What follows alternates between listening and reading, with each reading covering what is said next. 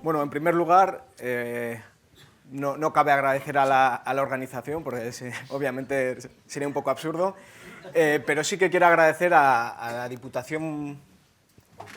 Ah, sí, mejor. Vale. Sí que quiero y debo agradecer a la Diputación Foral de Vizcaya pues, el haber apoyado la realización de este workshop en el marco del centenario de la Cueva de Santimamiñe, ¿no? En concreto, ellos querían realizar un evento científico dentro del centenario y me preguntaron qué tipo de evento se podría realizar y yo les dije, hay un tema que ha cambiado radicalmente en los últimos 20 años, que son los métodos y las técnicas que se utilizan para el estudio del arte. Y es algo de lo que todos éramos conscientes, pero que no se había puesto encima de una mesa ni en un papel en todas sus facetas, ¿no? En todas las facetas que estamos viendo estos 2 días. También les dije que si se hacía eso, había que elegir a las personas adecuadas, a las mejores personas que podían reflejar ese avance que se ha producido. Afortunadamente ha sido posible traer a todos los que quisimos, solamente falta Marc Acema, que bueno, tenía otros compromisos, en concreto está haciendo un documental en Atenas, se ve que no conoce Bilbao, si no, no hubiese tenido dudas en elegir a dónde ir. Y bueno, y es de agradecer también a la Diputación que este evento sea un evento gratuito, en el que pueda venir todo el mundo a disfrutar de los mayores expertos en materia de arte material paleolítico, se puede decir a nivel mundial, es así. Y si agradezco a la Diputación, obviamente tengo que agradecer a los ponentes por haber aceptado esta invitación y por haber, bueno, pues, aguantado nuestra insistencia, en concreto de Aichol y mía, pues para que todo saliera como debe salir. Y también agradeceros el alto nivel de todas las comunicaciones que estamos viendo. En concreto, bueno, mi presentación no va enfocada a ellos, a los máximos expertos, porque yo voy a hablar de cuevas en las que yo trabajo, pero voy a hablar de cuevas en las que vosotros estáis trabajando o habéis trabajado y que conocéis con mucha mayor profundidad que yo. Quizás va más bien enfocada pues, al público, sobre todo a la gente que no tiene acceso a las cuevas, con la intención de mostraros que el arte paleolítico no es solo un icono, no es solo el caballo de Santimamiñe, sino que el estudio de ese caballo implica muchísimas otras cosas, ¿no? Muchísimas otras fuentes de información que a veces pasan desapercibidas, ¿no? A veces tenemos igual la perspectiva de entender la cueva decorada casi como una pinacoteca, como un museo en el que nosotros tenemos una posición casi pasiva, en el que estamos viendo unas figuras y no como un taller de un artista, ¿no? Un taller de un artista en el que, como se dice en euskera, tú cuscuseas, tú puedes mirar el artista cómo ordena sus cosas, cómo se pone de cara a la luz para realizar sus dibujos. Todo eso es lo que hay dentro de una cueva. Y muchas veces enfocamos el estudio solamente al producto final, a esa imagen, a ese icono, obviando esas otras cosas que tenemos alrededor, ¿no? y que, bueno, pues por cuestiones de tradición en la investigación, han sido obviadas en muchas ocasiones. Entonces yo no voy a hablar de arte, voy a hablar precisamente de todo lo que no es arte, pero paradójicamente para conocer mejor ese arte. Es decir, me voy a referir, voy a intentar poner en valor todos aquellos restos, aquellos vestigios arqueológicos que nos aportan una información directa para comprender, para entender a esos artistas.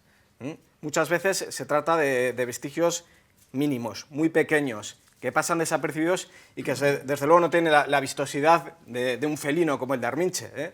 Está claro que es mucho más gratificante poder documentar un felino como el de Arminche que algunos restos mínimos, pero esos restos a veces aportan una información muy determinante y que en todo caso complementa lo que podemos ver en esas figuras parietales.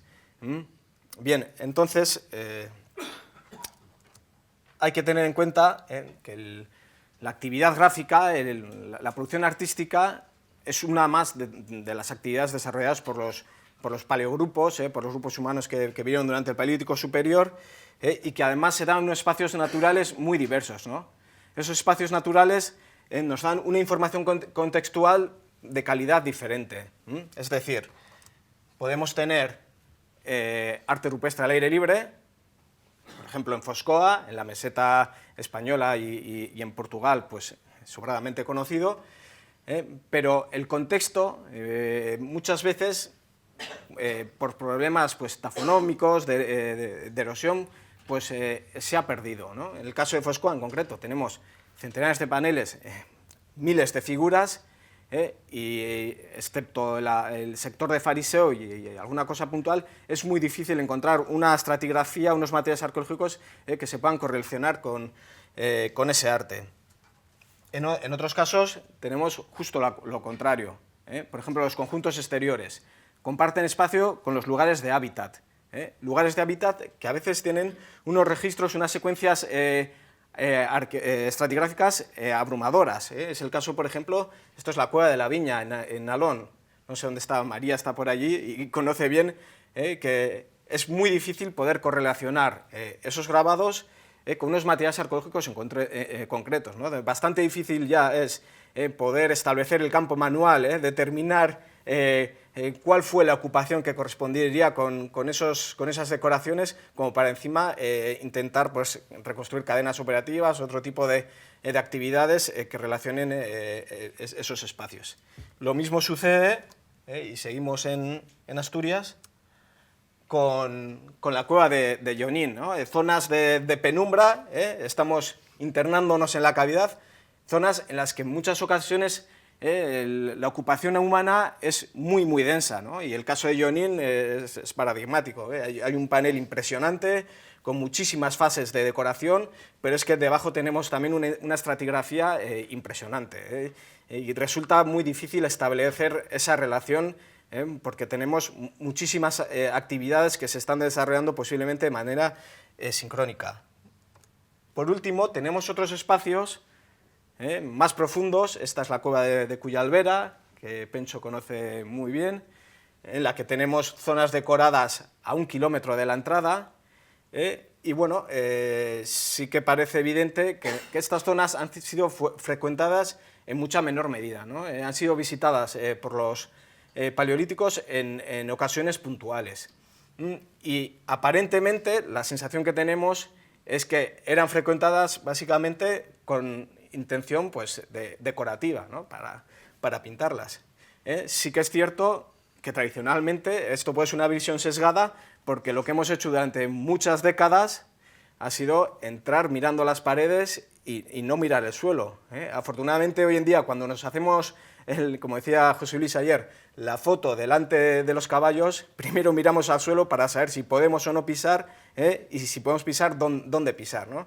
Es decir, que esta visión puede ser un poco sesgada de las actividades que se están desarrollando en el interior de esas cuevas. Lo que sí nos interesa es que son actividades muy puntuales, y que en estos casos tenemos mayor probabilidad de poder correlacionar ese arte, ese producto final, por llamarlo de alguna manera, con otra serie de actividades que se están desarrollando dentro de la cavidad.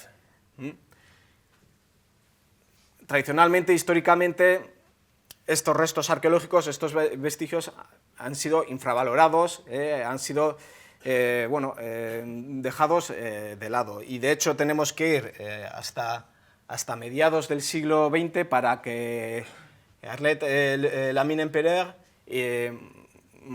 diera un punto de atención sobre este tema, ¿no? Fue ella, esta arqueóloga, posiblemente la primera que quiso poner en valor este contexto, esta serie de actividades, de vestigios que aparecían junto al arte, pero que aparentemente nadie prestaba gran atención. De hecho, ella denuncia que por esa propia negligencia de los arqueólogos se estaban destruyendo muchos de esos vestigios que podían estar asociados o no al arte, pero desde luego era algo que había que estudiar y que no se había hecho hasta ese momento. Bien, a partir de la década de los 60 es cuando pues, se empieza a prestar un poco más de atención a estos estudios. A inicios de la década de los 70 se encuentra la cueva de Resseux-Clastres, una cueva situada junto a la de Niort, una cueva independiente, como bien insiste Jean-Claude en todos los artículos sobre esta cavidad, en la que era evidente que en los espacios interiores de la cueva había más cosas que el arte, ¿no? Había más cosas por estudiar, por documentar, y así se realiza en este primer trabajo.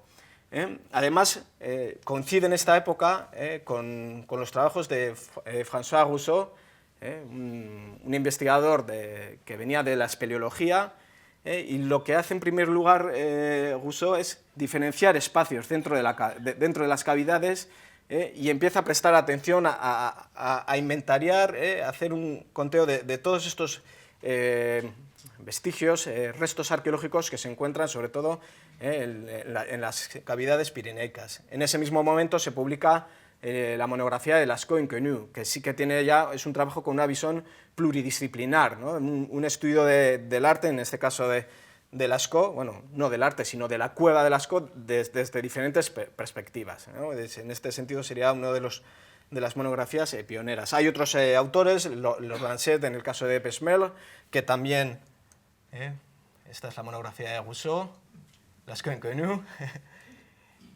y bueno, los trabajos de los Blanchet en Pesmel, en los que inventaría de todos esos vestigios en el interior de la cueva, tanto antrópicos como animales, y bueno, y luego los trabajos de Jean-Claude que continúan en las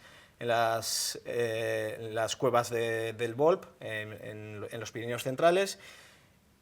Son todas referencias francesas. Aquí tenemos prácticamente que esperar a un trabajo muy interesante de Alfonso Moure y Manuel González Morales en la cueva de Tito Bustillo, que lo que hacen es aplicar el modelo establecido por Rousseau al estudio de esta cueva.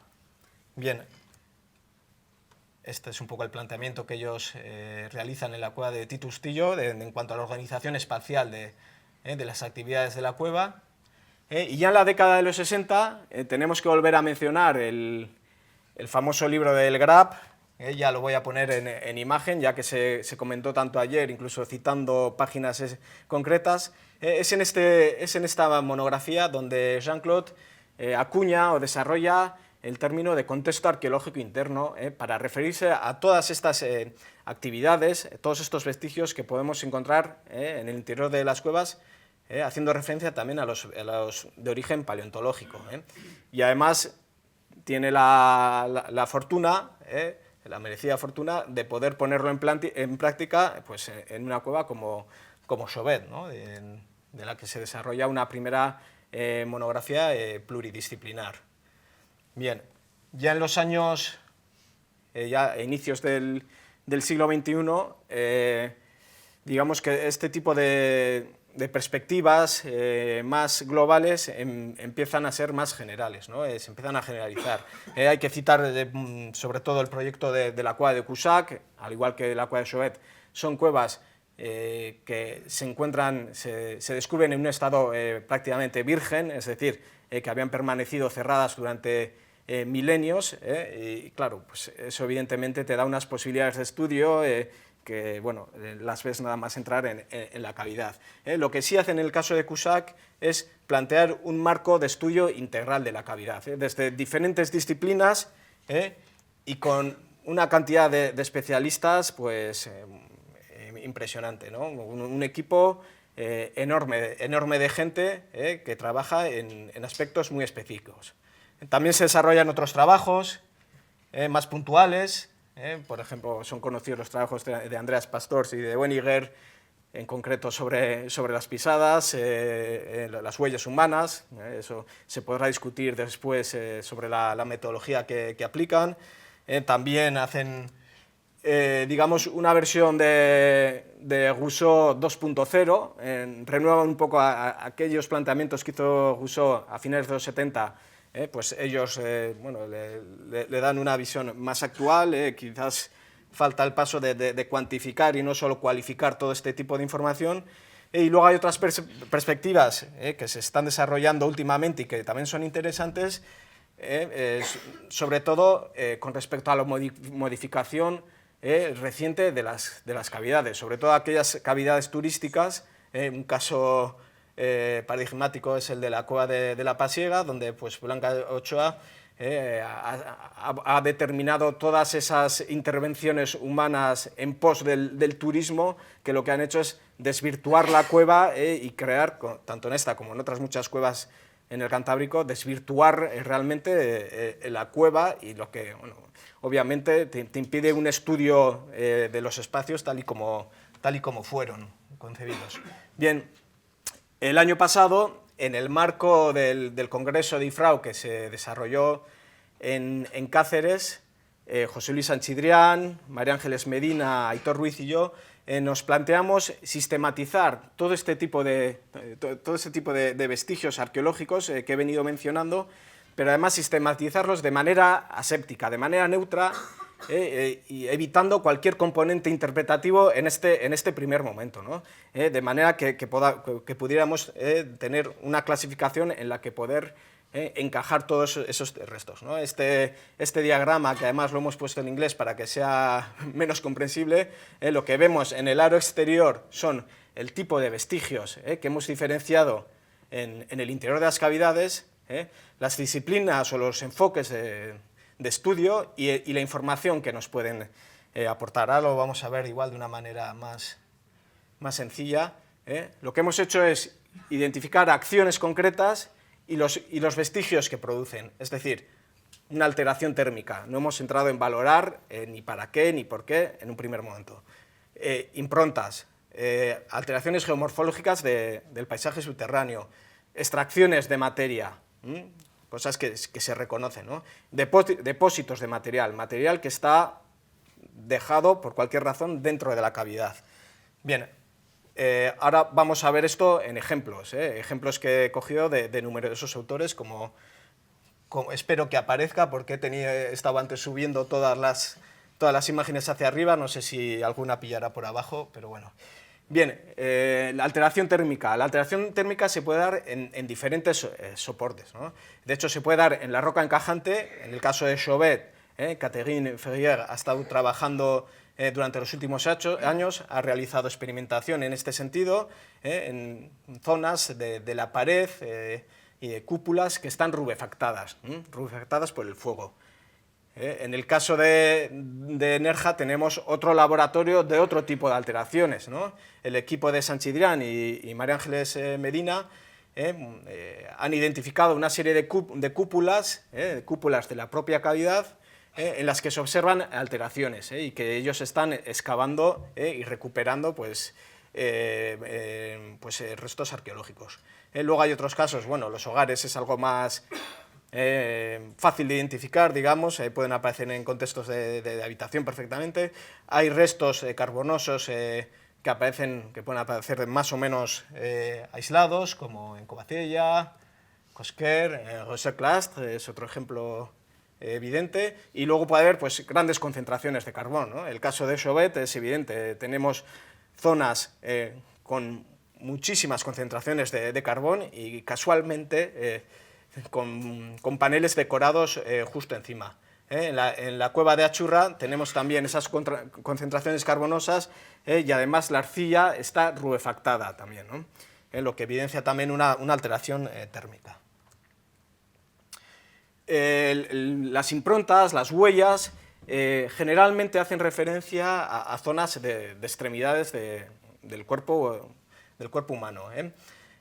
Pueden estar agrupadas, como en el caso de Roseclastre, o pueden aparecer de manera aislada, como esta pequeña mano de la cueva de Fontanet.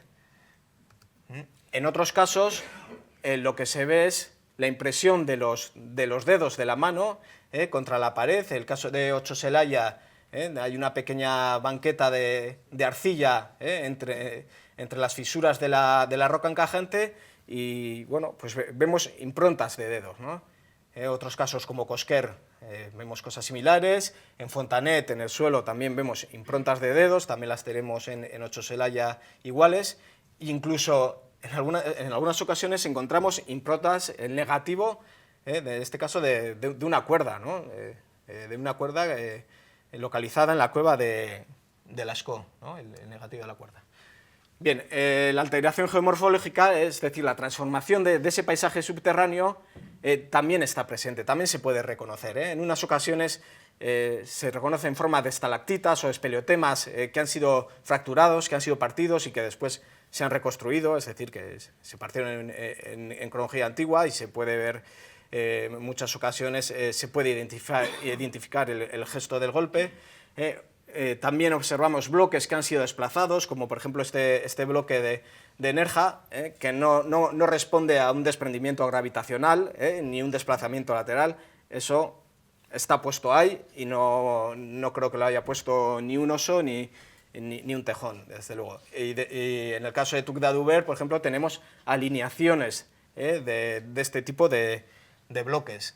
Otra alteración del endocarst sería la extracción de materia, ¿no? En el caso de Tuc-Daduber se extrae arcilla, en el caso de Tito Bustillo se extrae una veta de hematites, y en el caso, por ejemplo, de Cosquer están extrayendo el Moonmilch de la cavidad. Respecto a los depósitos, tenemos también depósitos con materiales, digamos, exocársticos, ¿no? que han sido aportados dentro de la cueva. Y esos materiales, curiosamente, muchas veces guardan una relación espacial con el arte paleolítico. En el caso de Echeverri, pues tienes unos caballos pintados en arcilla, otra serie de figuras en rojo, y justo debajo de las figuras de rojo, oh sorpresa, hay ocre procesado, ¿no? Ocre procesado, algunas herramientas de siles, hueso quemado. Bueno, ahí está. En el caso de Istúriz y en otros muchos casos que sobre todo ha estudiado Jean-Claude, encontramos piezas introducidas en agujeros o depositadas sobre repisas, siles, hueso, ocres, diferentes objetos. Bien, y bueno, y luego tenemos también restos de fauna y restos humanos también que se encuentran en estas zonas interiores de la cueva, ¿no? Y luego hay, de manera ya más excepcional, pues pueden aparecer objetos de arte mueble, ornamentos, incluso pues en Ardales hay los restos calcitados de una cuerda, que bueno, pues sería interesante datar para saber si estamos hablando de algo sincrónico con el arte paleolítico o de algo pues muy posterior. Y por último, dentro de este repaso de los ejemplos de ese tipo de vestigios que encontramos dentro de las cuevas, no lo he metido en la tabla inicial, pero es que hay una serie de grafismos a los que ha aludido un poco César y que a veces quedan en tierra de nadie, ¿no? Los tizonazos y sobre todo las manchas rojas, son una serie de grafías que nadie...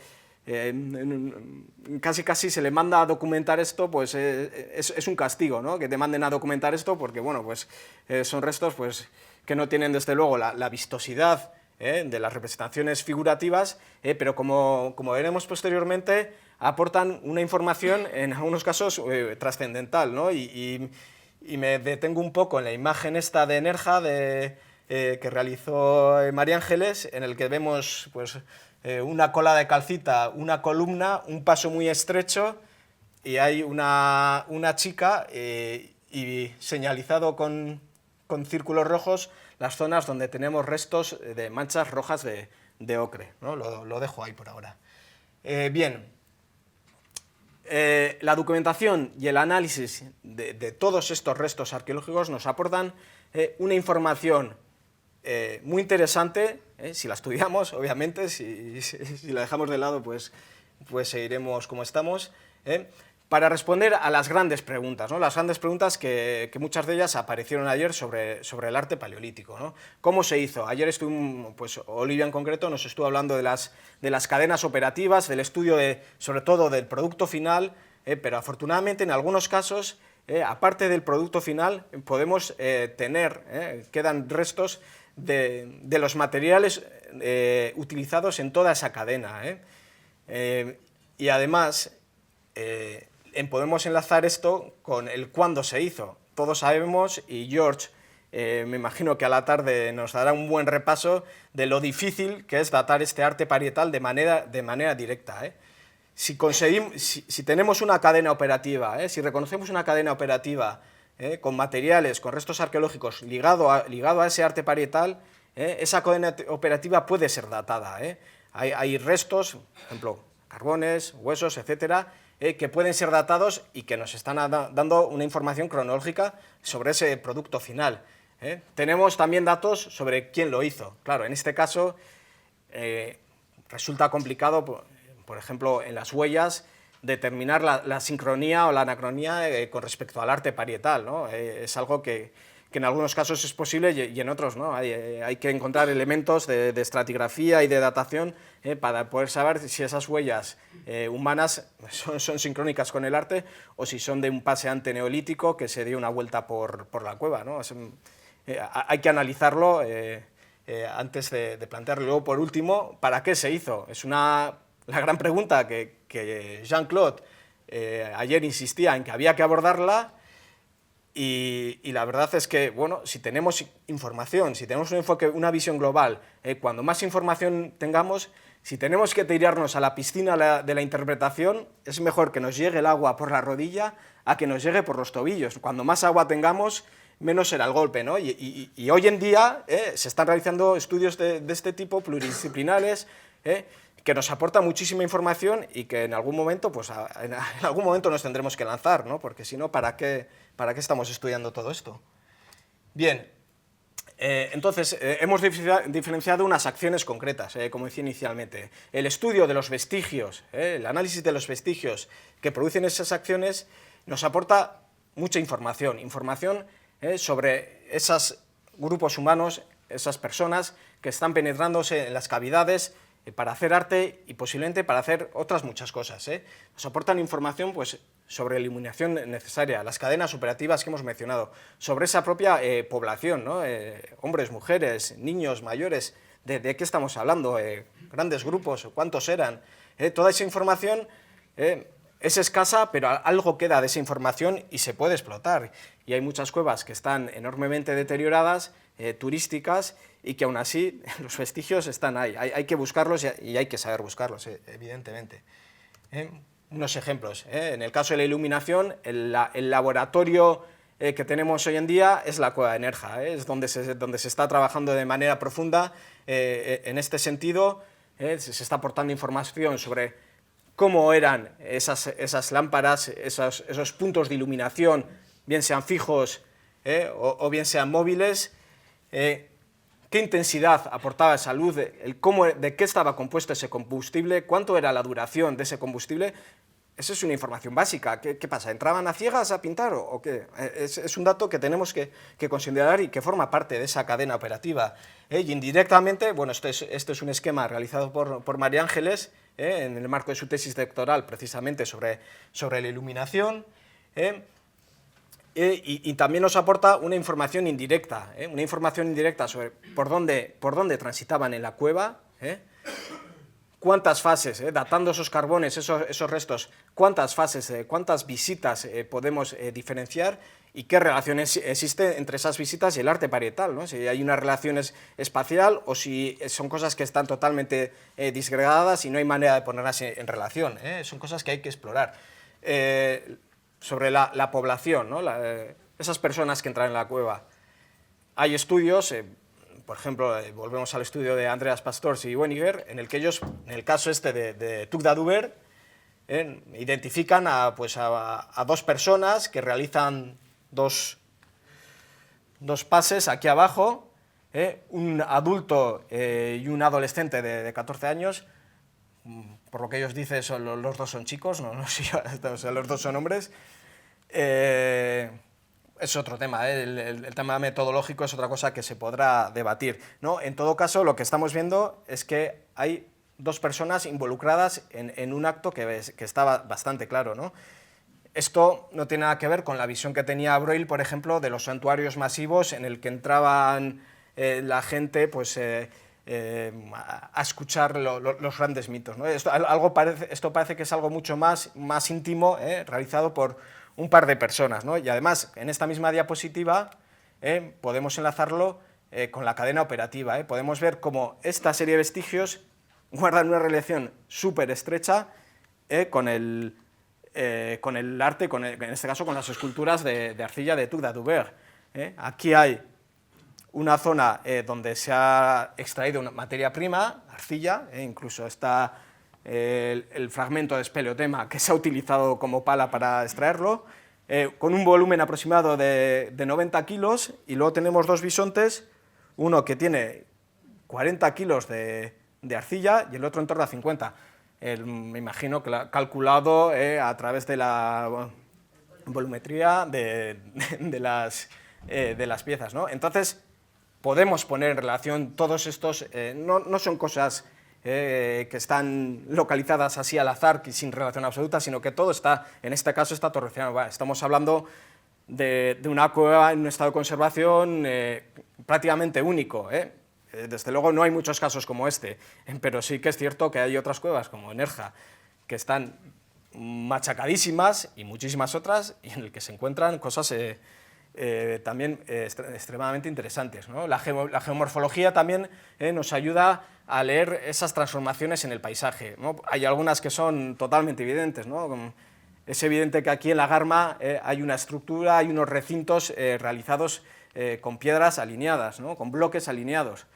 En este caso, bueno, no cabe duda, pero hay otros casos en los que la geomorfología nos ayuda a determinar esto, y aquí enlazamos con lo que comentaba ayer José Luis Sanchidrián, de esa transversalidad en los estudios, el estar en constante comunicación, porque igual un arqueólogo ve esta serie de eventos geológicos y no es capaz de discernir absolutamente nada. Un geomorfólogo puede determinar que hay una serie de bloques aquí que han sido alineados, que después hay unas reconstrucciones litoquímicas muy posteriores, y que estamos ante una estructura o una transformación antrópica, ¿no? En este caso de una sala de Chauvet.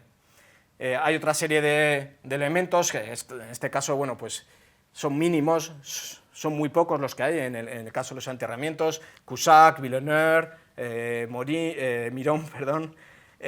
Cusack y Villeneuve, curiosamente, los restos humanos dan una datación que encaja perfectamente con el arte que se encuentra en los paneles yuxtapuestos, y aportan información, pues obviamente, sobre esas personas que están enterradas, ¿no? Adolescentes en algunos casos, posiblemente aquí se podrá hacer ADN, no lo sé si se está haciendo o no en Cusack, y luego otro tipo de información, por ejemplo, los restos humanos están depositados en oseras, y en al menos 2 de las 3 hay restos de ocre asociados a esas oseras, ¿no? Pues hay una serie de información que quizás nos permite relacionar el arte con estas actividades.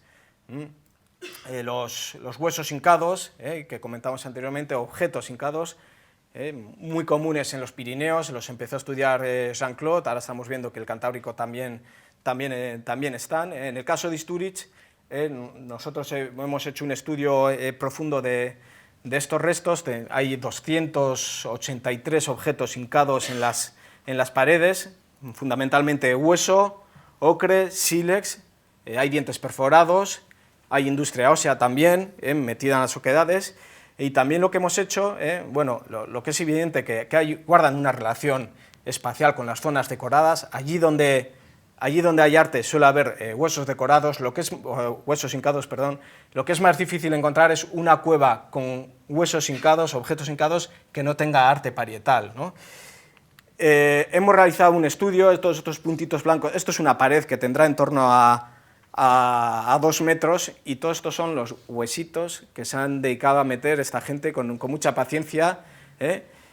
Hemos hecho un estudio, de los patrones de inserción de esos huesos, de la inclinación, de la fuerza, de la rotura que tienen esos huesos, y no encontramos un patrón. Esto no parece responder a algo funcional, ¿no? Hay que buscar otro tipo de explicaciones. Desde luego estos huesitos no se han metido para colgar el abrigo de cuero, ¿no? Esto es algo muy difícil de explicar desde el punto de vista funcional. ¿Cuál es el problema? Que estudios exhaustivos, profundos de este tipo de restos hay pocos, porque no hay gente que esté involucrada en estos estudios, ¿no? Quitando los trabajos de Jean-Claude, después se hizo una tesis de Magali y hasta ahí, y no se ha vuelto a trabajar. Por último, comentaba anteriormente la importancia de esos grafismos, de esas figuras de tercera regional, que son los tizonazos y las manchas rojas, que muchas veces cuando las ves miras para otro lado para decir, bueno, no, igual no lo es, ¿no? Para no documentarlo, porque resulta tedioso y durante muchísimos años no se han documentado, pues había otras cosas, había otros intereses. Recientemente, junto a José Luis Sanchidrián y a María Ángeles Medina, lo que hemos hecho es, en 4 cavidades concretas del norte de la península, incluso del otro lado de los Pirineos y del sur de la península, comparar esas manchas rojas que habíamos documentado, comparar su localización, su forma, una serie de parámetros, y lo que vemos es que son muy habituales en zonas estrechas, zonas en las que el roce corporal es necesario para pasar, ¿no? Y este es un ejemplo muy claro, Esto es la cueva de Etxeberri, en el País Vasco francés.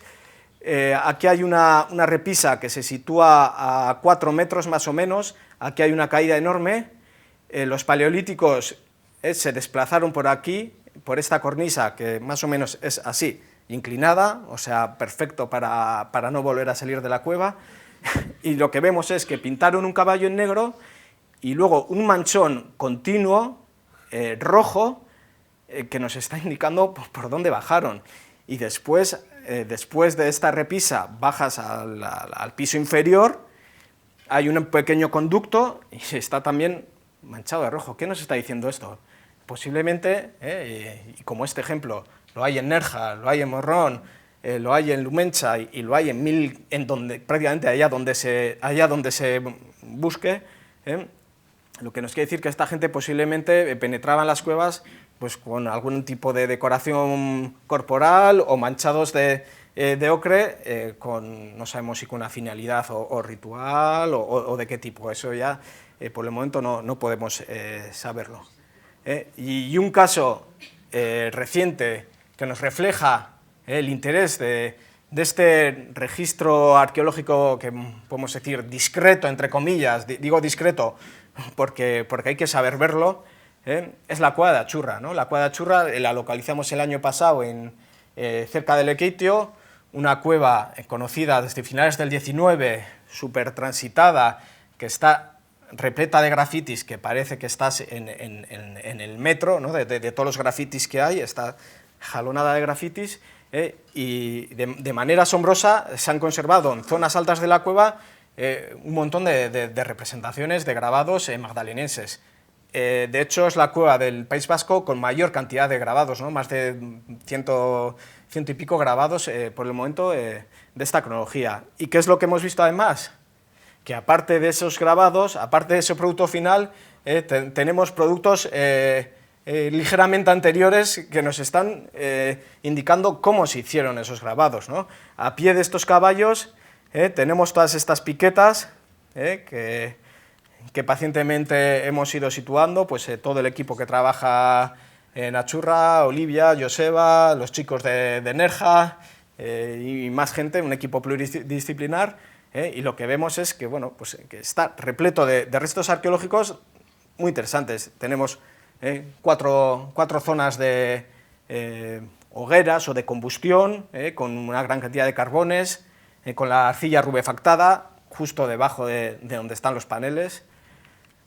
Tenemos carbones que jalonan toda la repisa, más de medio centenar de carbones, de un tamaño ya considerable, zonas en las que se han apoyado pues objetos con carbón, bueno, que han dejado una huella carbonosa.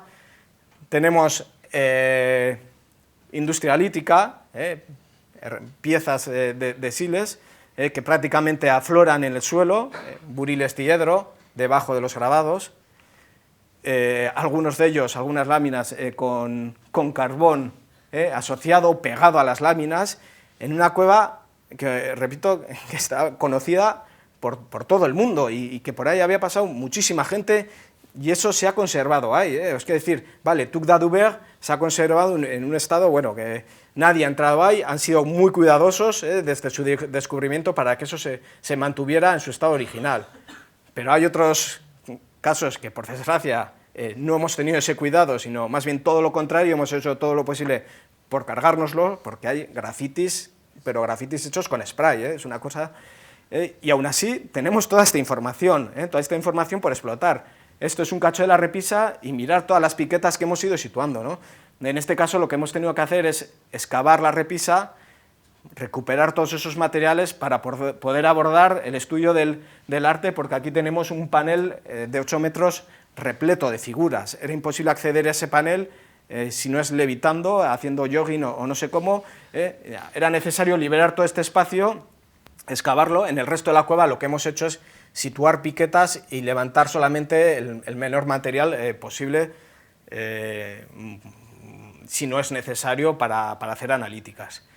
Bueno, en definitiva, lo que es evidente es que las figuras, esos animales tan bonitos que vemos en las cuevas, son indisociables de los restos arqueológicos, ¿no? De hecho, muchas veces son la propia consecuencia de esos restos que están ahí y que, pues, en ocasiones, pues, no somos todo atentos o no les prestamos toda la atención que deberían. Como consecuencia, yo abogo porque este tipo de restos, pues, sean también considerados y puestos, si no a la misma altura de las figuras, que sean documentados y analizados de manera pertinente. Hay que plantear los estudios de arte parietal desde otra perspectiva, ¿no? Y ya no es el estudio de las figuras, estamos hablando del estudio de la cueva como una unidad, como un taller de un artista, de artistas y de gente que está haciendo otras cosas en el interior de la cueva y que no hemos sabido explorar, ¿no? Nos hemos centrado quizás en lo más vistoso, en lo más evidente, pero hay muchísimas cosas, bueno, hablo en general, desde luego hay muchísima gente que trabaja ya en esta línea y que trabajaba hace muchísimos años, pero lo que abogo porque esto sea algo generalizado, ¿no? Porque el estudio se aborde desde la cueva como una unidad de estudio. Y bueno, esto es lo que os quería mostrar.